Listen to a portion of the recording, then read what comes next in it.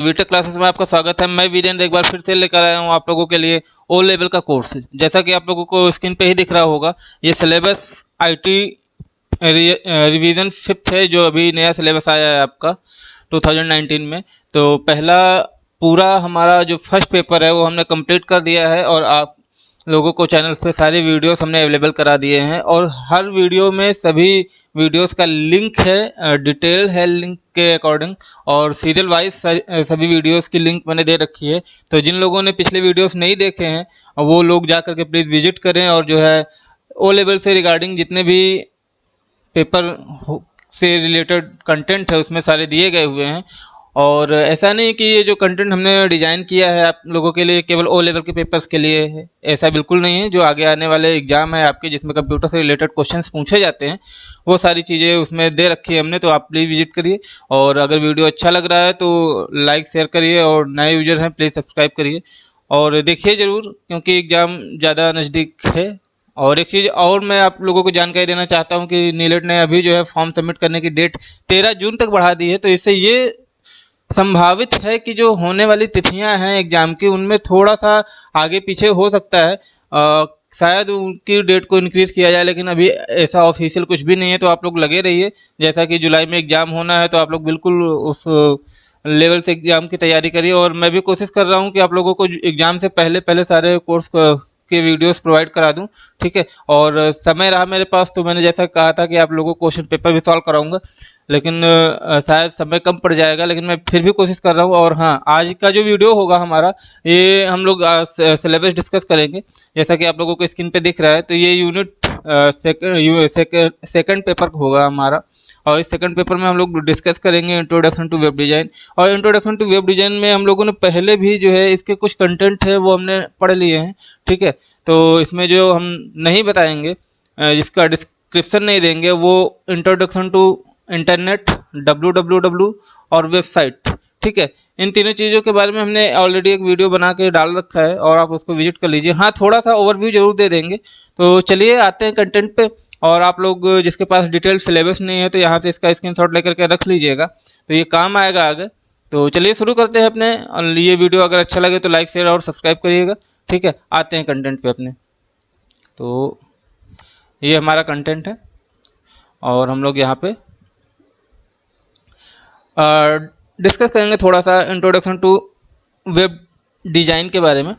तो इसमें जैसा कि हमने बताया कि इंट्रोडक्शन टू ऑफ इंटरनेट और www और व्हाट इज वेबसाइट, ठीक है, ये सारी चीज़ों के बारे में हमने पहले वीडियो बना दिया। तो आप लोगों को एक नई चीज़ बता देते हैं इसमें, जो सबसे इम्पोर्टेंट है। और इस चीज़ को आप देख लीजिएगा, ये रिस्पॉन्सिव वेब डिजाइनिंग है, ठीक है। तो इसको RWD बोलते हैं। इसके बारे में हम पहले एक छोटा सा आप लोगों को इंट्रो दे देते हैं, फिर जो है टॉपिक पे आते हैं लिखा क्या है और इसका क्या मतलब होता है।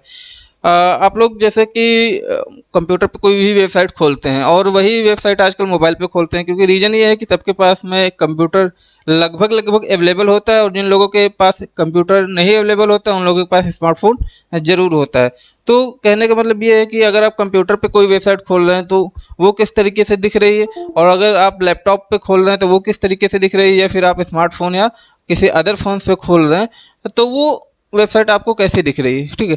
तो कहने का मतलब ये है कि वो सारी वेबसाइट जो होती है वो एक ही तरीके की दिखती है, बस कंटेंट थोड़ा सा ओवरलैप, ओवरलैप तो नहीं कह सकते, कंटेंट थोड़ा सा आगे पीछे हो जाता है। मतलब कि जब कंप्यूटर में आपको जो है राइट हैंड साइड में या लेफ्ट हैंड साइड में दिखेगी, और मोबाइल में सेम वेबसाइट खोलेंगे, तो वो क्या करती है कि वो शायद इमेज के नीचे, या फिर वो अपने अकॉर्डिंग जैसा कि मोबाइल में दिखना चाहिए अकॉर्डिंग टू स्क्रीन रेजुलेशन, और वो वेबसाइट जो है मोबाइल कंपेटिबिलिटी के साथ में आपको शो होती है। तो ऐसा होता है कि ये जो RWD है ये एक कंप्यूटर और स्मार्ट मोबाइल्स या अदर गैजेट्स जिस पे आप जो है नेट एक्सेस कर सकते हैं और किसी भी वेबसाइट को एक्सेस कर सकते हैं, उन सब चीज़ों के लिए ये RWD यूज होता है। कि मतलब कि according to compatibility with your smart devices and other devices like as a desktop, laptop, palmtop etcetera, ठीक है। तो अकॉर्डिंग टू रेजुलेशन जो भी वेबसाइट या जो भी कंटेंट अपनी स्किन के अकॉर्डिंग चेंज हो जाए, वो वहाँ पे जो भी डिज़ाइन यूज होती है उसको RWD कहते हैं। तो शायद समझ में आ गया होगा। अब देखते हैं डेफिनेशन इसकी और उसके बारे में क्या लिखा हुआ है, वो सारी चीज़ें हम लोग देखेंगे। तो responsive web design RWD is an approach to web design that makes web page render well on a variety of devices and windows और स्क्रीन साइज। कहने का मतलब यही है कि वो सारी अप्रोचेस डिजाइन की उस हर तरीके से जो डिजाइन की जा सकती हैं जो कि आपकी विंडोज और या फिर आपकी जो स्मार्ट डिवाइसेस हैं उनके रेजुलेशंस को, उनके स्क्रीन साइज को कैप्चर कर ले, ठीक है, उसी के अकॉर्डिंग दिखे। Recent work also consider the view proximity as part of the viewing context to execution for RWD। Content design and performance are necessary across all devices to ensure usability and satisfaction। Means कि आप जो भी आप website या जो भी content आप अपने किसी स्मार्ट डिवाइस पे या लैपटॉप पे या डेस्कटॉप पे ओपन कर रहे हैं तो उन सब का जो परफॉर्मेंस हो उसमें कोई चेंज ना हो, डिजाइनिंग में कोई चेंज ना हो और आपको वो सारी चीज़ें मिल सके जिसको आप देखना चाह रहे हो, जिसको आप सर्च करना चाह रहे हो और आप उससे सेटिस्फाइड हो सको। ऐसा नहीं होता है कि मान लीजिए आप किसी लैपटॉप या डेस्कटॉप पे कोई वेबसाइट खोल रहे हैं तो फुल ओपन हो रही है, उसके बाद वही चीज़ जो आप स्मार्टफोन पे देख रहे हैं उसका आधा कंटेंट गायब है। तो ये नहीं समझ में आता कि ये ऑप्शन कहाँ था। तो कभी कभी ऐसा लगता है कि हमने सही वेबसाइट नहीं खोली है या कभी कभी ऐसा लगता है कि जो है जब काम होता है तो वो ऑप्शन ही नहीं दिखता है। तो इसी चीज़ को सही कंपेटेबिलिटी बिठाने के लिए ये RWD का यूज़ किया जाता है, ठीक है। तो ये थी आप लोगों की डेफिनेशन। आगे देखते हैं, इसके 3 पॉइंट्स हैं। Responsive web design makes your web page look good on all devices. All devices वही जिनका अभी हमने जिक्र किया। दूसरा, responsive web design use an HTML and CSS। HTMल हाइपर टेक्स्ट मार्कअप लैंग्वेज और CSS कैस्केडिंग स्टाइल शीट होती है। दोनों का फुल फॉर्म नोट कर लीजिएगा, एक बार मैं फिर से रिपीट कर दे रहा हूँ। HTML hyper text markup language ये सबको पता होगा, लेकिन CSS का फुल फॉर्म जरूर नोट कर लीजिएगा, कैस्केडिंग स्टाइल शीट, ठीक है। ये डिजाइनिंग के लिए बेसिकली यूज होती है। वेबसाइट डिजाइनिंग जो लोग करते हैं किसी भी लैंग्वेज में करें, लास्ट में इसका जो है यूज किया ही जाता है, आपको जो है इंटरेक्टिव बनाने के लिए, अट्रैक्टिव बनाने के लिए इन सारी चीज़ों को यूज़ किया जाता है, ठीक है। नेक्स्ट पॉइंट है हमारा आपका, responsive web design is not a program और अ जावा स्क्रिप्ट, ठीक है। तो ये जो है जावा स्क्रिप्ट का कोई प्रोग्राम नहीं है, ठीक है। तो ये 3 पॉइंट है, आप लिख लीजिएगा। उसके बाद आगे जो मेन कंटेंट है, 3 main component of responsive design, इसमें देख लेते हैं कौन कौन से मेन कंपोनेंट हैं जिसके अलावा, जिसके बिना ये अधूरी होती है, ठीक है। तो चलते हैं देखते हैं। हाँ, ये देखिए, 3 main component of responsive design. पहला है responsive design website design consist of the following 3 main components. ये जो 3 मेन कंपोनेंट्स हैं आप लोग इसका स्क्रीनशॉट लेकर के नोट करके रख लीजिएगा जैसा भी समझ में आए। पहला है फ्लेक्सिबल लेआउट। लेआउट ऐसा होना चाहिए कि किसी भी साइज में, किसी भी आप कह सकते हैं वेबसाइट के लिए या किसी भी आपकी डिवाइस के लिए फ्लेक्सिबल होना चाहिए। पहला, using a flexible grid to create the website layout that will dynamically resize to any width, ठीक है, वो अपने अकॉर्डिंग जो है चेंज हो जाए जैसा भी हो। Media queries and extensions to media types when targeting and including style. Media queries allow designer to specific different style for specific browser and device circumstances। कभी कभी ऐसा होता है कि आप डिफरेंट ब्राउजर्स के साथ में या डिफरेंट डिवाइसेस के साथ में किसी भी वेबसाइट को खोल रहे हैं तो प्रॉपरली ओपन नहीं होता। कभी कभी आप सिस्टम पे भी देखते होंगे, जो लोग वर्क करते हैं इंटरनेट से संबंधित या कुछ भी खोल सकते हैं तो उसमें लिखा आ जाता है कि लिख के आ जाता है नीचे, अगर आप मान लीजिए आपने अपने ब्राउजर को अपडेट नहीं किया तो उसमें लिख के आता है। या फिर आप जो लोग जॉब के लिए फॉर्म भरते हैं तो उसमें अगर IBPS जो बैंक के फॉर्म आते हैं, स्पेशली जो बैंक के फॉर्म आते हैं, IBPS का हो गया या उसका क्या बोलते हैं SBI PO का हो गया या SBI क्लर्क का हो गया, जो भी लोग फॉर्म भरते हैं अगर पुराना ब्राउजर यूज़ कर रहे हैं, अपडेट नहीं किया, तो उसमें एक चीज़ लिख के आता है, this content is seen in internet explorer 9.0 और फायरफॉक्स मोजिला 7.0, ठीक है। इस तरीके से कुछ लिख के आता है। तो कहने का मतलब ऐसा नहीं होता है कि जिस पे आप खोल रहे हैं उस पर खुलेगा नहीं।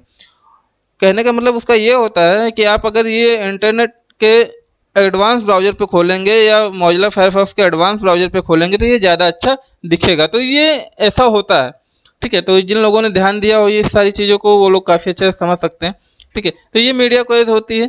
फ्लेक्सिबल मीडिया क्या होती है? Make media image video and other format scalable by changing the size of the media as the size of the viewport changes. तो आप ये तीनों चीज़ों को जो है जब तक आप नहीं इसको यूज़ करेंगे तब तक ये जो आपकी वेबसाइट है वो प्रॉपरली कॉम वर्क नहीं करेगी। एक चीज़ और बता देते हैं, छोटा सा एग्जांपल। आप लोग जो भी अपने मोबाइल पे ओपन करते हैं वेबसाइट, उसमें दो होते हैं। अगर मान लीजिए कि आपने जो है लैंडस्केप में रख रखा है, ठीक है, तो लैंडस्केप में रखेंगे तो उसका जो वेबसाइट होगी वो उसका लुक थोड़ा सा बड़ा हो जाएगा। और अगर उसी को पोर्ट्रेट कर देंगे, जैसे ऑटो रोटेशन होता है, ऑटो रोटेशन का ऑप्शन हर मोबाइल में होता है, तो आप ऑटो रोटेशन कर देते हैं जैसे, तो उसमें जो होता है कंटेंट थोड़ा सा जो है चेंज हो जाता है। चेंज होने का मतलब ये नहीं कि मैटर बदल जाता है या उसमें जो लिखा है वो बदल जाता है, ऐसा कुछ नहीं होता है, ठीक है।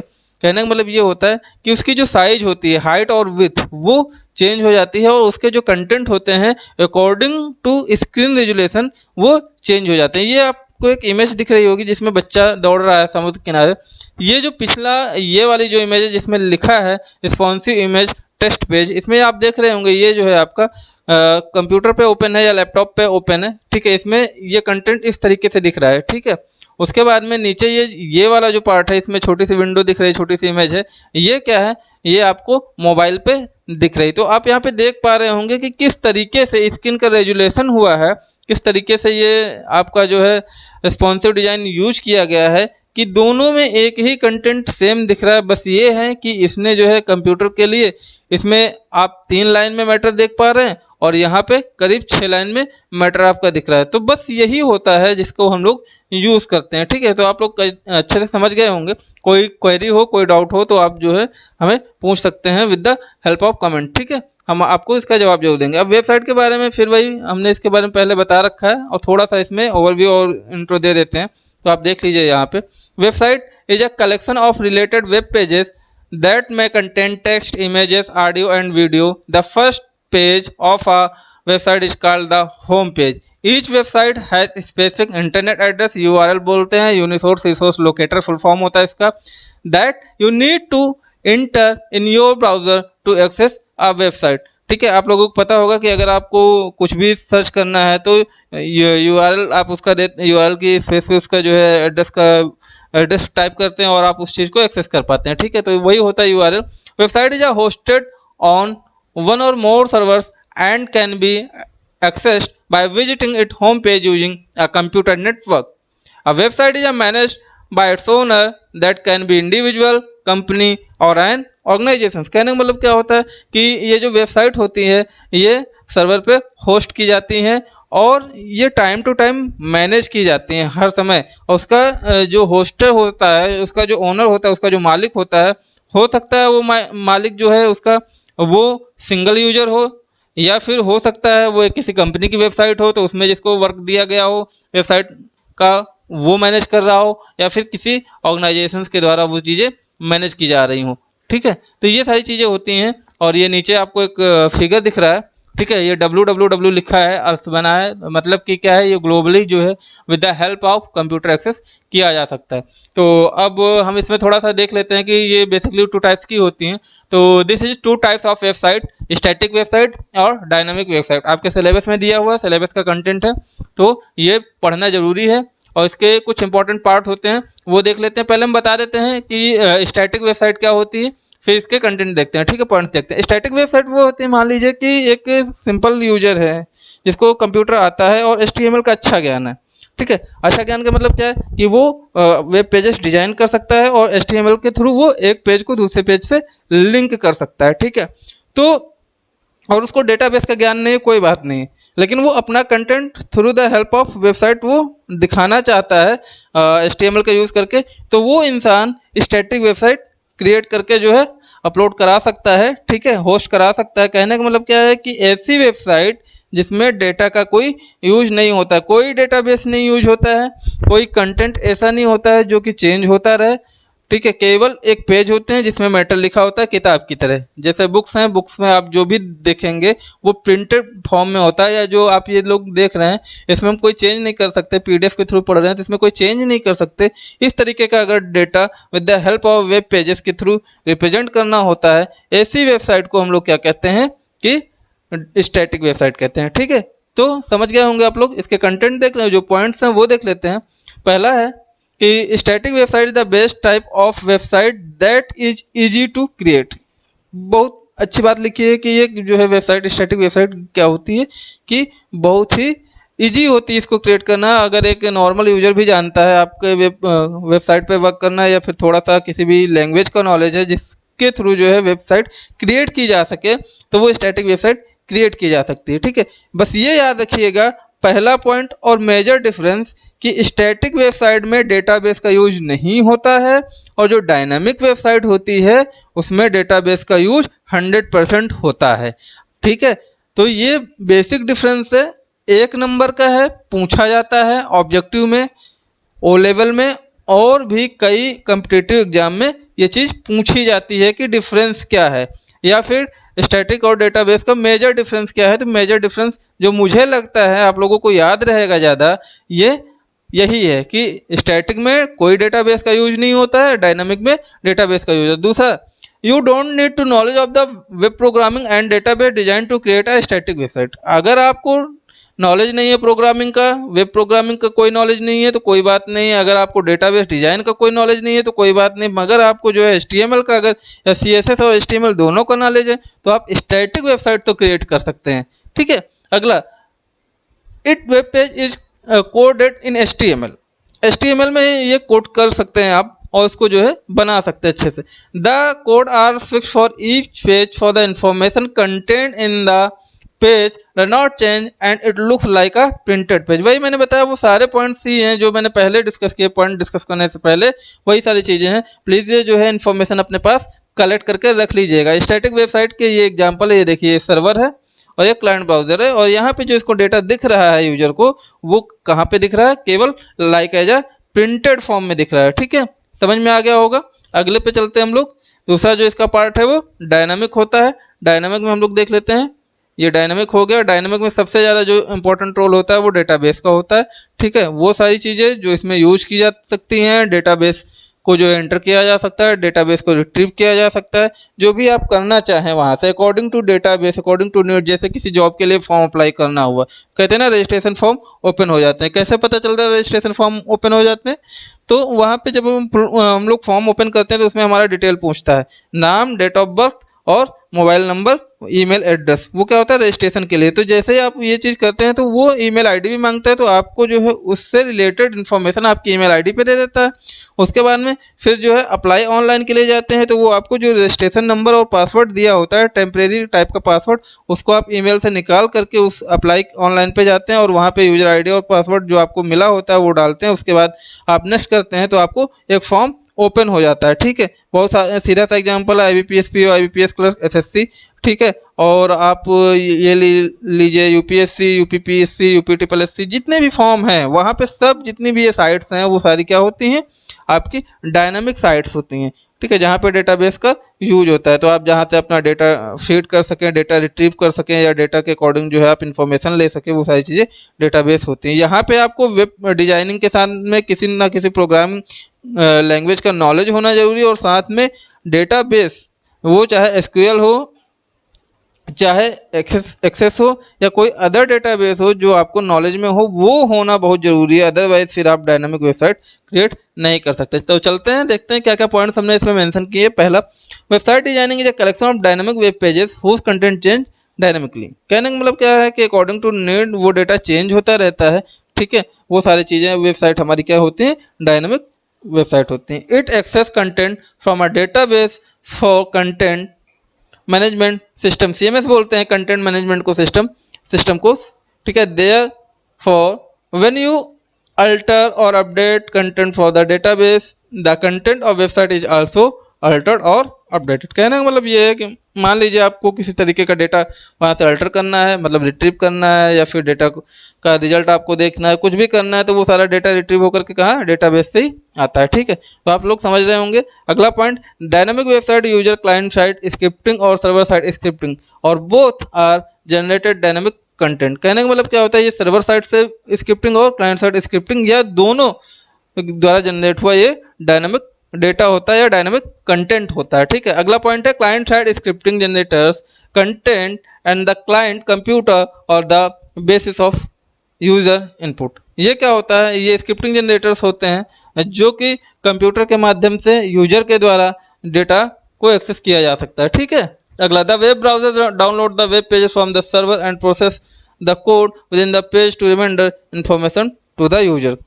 मतलब वही है कि यूजर जो है वो यूजर मतलब यू वेबसाइट के माध्यम से अपने सर्वर के माध्यम से जो भी डेटा को एक्सेस करना चाहे या जो भी देखना चाहे वो कर सकता है। ठीक है, in server side scripting the software runs on the server and processing the completed in the server then plain pages are send to the user. कहने का मतलब ये होता है कि अगर सर्वर साइड की स्क्रिप्टिंग की बात की जाए तो वो होता है कि सर्वर जो आपके सॉफ्टवेयर होते हैं वो स्क्रिप्ट सर्वर और प्रोसेसिंग पे कम्प्लीटली रन करते हैं। अगर उसमें कोई पेज ओपन नहीं होता, मगर मतलब कि अगर कोई उसकी जो रिक्वेस्ट भेजी गई है उसका रिस्पॉन्स जल्दी से नहीं मिलता है तो वो यूजर को एक प्लेन पेज जो है दे देता है, क्योंकि उसकी जो है सर्वर साइड से स्क्रिप्टिंग कंप्लीट नहीं हुई थी, रिस्पॉन्स कंप्लीट नहीं हुआ था, तो वो डेटा क्या उठा के देता, क्या फेच करके देता। तो ये कोई 3 4 5 पॉइंट है, वो आप लोग लिख लीजिएगा और याद कर लीजिएगा। ठीक है, और कोई क्वेरी हो इससे रिलेटेड तो आप हमसे पूछ सकते हैं। ये देखिए डायनामिक डेटाबेस है आपका, डायनामिक वेबसाइट है, यहाँ पे आप यहाँ पे देख सकते हैं, ये वेबसाइट है, ये डेटाबेस है। ठीक है, मतलब ये सर्वर है, ये डेटाबेस है और ये क्लाइंट ब्राउजर है। यहाँ से अगर यूजर जो है, यूजर किसी वेबसाइट को एक्सेस कर रहा है और उसमें डायनामिक वेबसाइट है वो, तो वो क्या करेगा, वो डेटाबेस से अपनी इन्फॉर्मेशन उठाएगा और डेटाबेस का जो इन्फॉर्मेशन होगा वो सर्वर पे होगा। तो आप यहाँ से रिक्वेस्ट करेंगे तो डेटाबेस के पास आएगा, डेटाबेस अपना रिक्वेस्ट सर्वर पे भेजेगा, सर्वर पे जब रिक्वेस्ट जाएगी तो सर्वर देखेगा और उसको जो है रिस्पॉन्स करेगा। रिस्पॉन्स करने के बाद वो रिकॉर्ड डेटाबेस से सर्च फेच होकर के यूजर को दिख जाएगा। तो इतना प्रोसेस होता है। तो आप लोग समझ सकते हैं कि किस तरीके से हम लोगों को स्टैटिक और डायनामिक वेबसाइट में वर्क करना होता है और क्या क्या डिफरेंस होते हैं। नीचे हमने कुछ जो है डिफरेंसेस लिए हैं स्टैटिक वर्सेस डायनामिक वेबसाइट के, आप लोग जो है इसका जो है स्क्रीनशॉट लेकर के रख सकते हैं या फोटो खींच के रख सकते हैं, जैसा भी आप लोगों को उचित लगे। देख ली स्टैटिक वेबसाइट फिर दिखा देते हैं। Previewed content is the same every time the web page is loaded. कभी भी ऐसा नहीं होता कि जब भी आप वेब पेज लोड करेंगे तो इसका जो है कंटेंट चेंज हो जाएगा, ऐसा कुछ नहीं होता है। जबकि इसमें content is generated quickly and change regularly. इसमें डायनेमिक में क्या होता है कि कंटेंट चेंज भी हो सकते हैं जल्दी से और वो जनरेट भी हो सकते हैं। It is use HTML code for developing a website. HTML के थ्रू आप जो है वेबसाइट को बता सकते हैं, मतलब बना सकते हैं। और इसमें कई सारी जो लैंग्वेजेस चेंज होती हैं, यूज होती हैं, जैसे PHP हो गया, सर्वलेट हो गया, JSP and ASP.NET developing website. तो ये सारी चीज़ें होती हैं। It send exactly the same response for every request. It may generate different HTML for each of the request. The content is only changed when someone publishes an update in the file, send it to the web servers. The इसमें dynamic में क्या होता है, the page content server side code which allows to server to generate the unique content when the page is loaded. इसमें क्या होता है, flexibility is the main advantage of static website और इसमें content management system CMS is the main advantage of dynamic website. तो ये सारे content थे, ये डिफरेंसेस थे और मुझे लगता है कि मैंने जो है आप लोगों को जो भी समझाया वो समझ में आया होगा। फिर भी इससे रिलेटेड कोई क्वेरी हो तो कमेंट माध्यम से जरूर पूछिएगा। ठीक है, तो ये था हमारा जो फर्स्ट टॉपिक था, वो इस तरीके से हमारा फिनिश होता है। ठीक है, तो अब हम लोग पढ़ेंगे जो है अपना नया टॉपिक। तो यहाँ से ये हम लोगों ने फर्स्ट टॉपिक ख़त्म कर दिया है, फर्स्ट मॉड्यूल इसका जो है इंट्रोडक्शन टू वेब डिज़ाइन का। तो आप लोग इसको ध्यान से पढ़िएगा, कोई टॉपिक हो तो उसको जो है कमेंट के माध्यम से पूछ लीजिएगा, लाइक शेयर और सब्सक्राइब जरूर करिएगा। ठीक है, तो मिलते हैं हम लोग अगले वीडियो में। इसके साथ में ख्याल रखिए। जय हिंद।